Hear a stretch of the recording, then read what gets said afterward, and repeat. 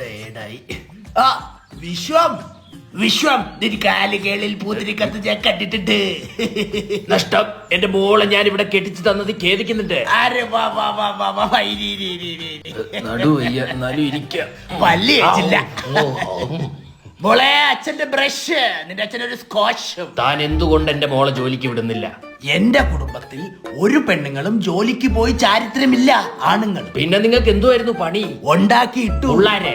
അല്ല, സ്വത്തുക്കള്. കാരണവന്മാര് ഇഷ്ടം പോലെ സ്വത്തുക്കൾ ഉണ്ടാക്കിയിട്ടു. അത് തിന്ന് മുടിപ്പിക്കാനാണ് എന്റെ അപ്പൂപ്പൻ എന്നോട് പറഞ്ഞത്. അച്ഛാ, ഓ അകത്തോട്ടിരിക്കാം. വിശ്വം വാ, അകത്ത് പതുക്കെ പിടി, നടുവയ്യ. അച്ഛനുണ്ടോ? വിശ്വം തനിക്ക് തന്ത ഉണ്ടോന്ന്? അച്ഛൻ ചോറുണ്ടോന്ന്? ഓ അതെ.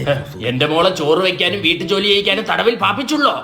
വല്ല തടങ്കലിൽ പാർപ്പിച്ചില്ലേ? മര്യാദയ്ക്ക് സംസാരിക്കും. സി വിശ്വം, യെസ്. വിശ്വം നിൻ കാലുകളിൽ പൂത്തിരിക്കത്ത് ഞാൻ കണ്ടിട്ടുണ്ട്.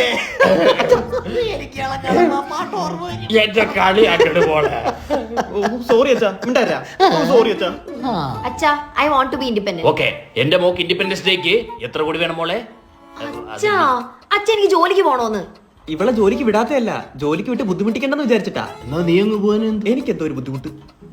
അതെ, എനിക്ക് നടുവേദന ഉണ്ടായിട്ട് ഞാൻ ഇങ്ങോട്ട് വന്നത് എന്റെ മോക്ക് വേണ്ടിയിട്ടാണ്. വിശ്വം, എന്താണോ? തനിക്ക് വിറ്റാമിൻ ഡിയുടെ കുറവുണ്ട്. അതാണ് ഈ നടുവേദന. താനൊരു ബ്ലഡ് ടെസ്റ്റ് എടുത്തു നോക്ക്.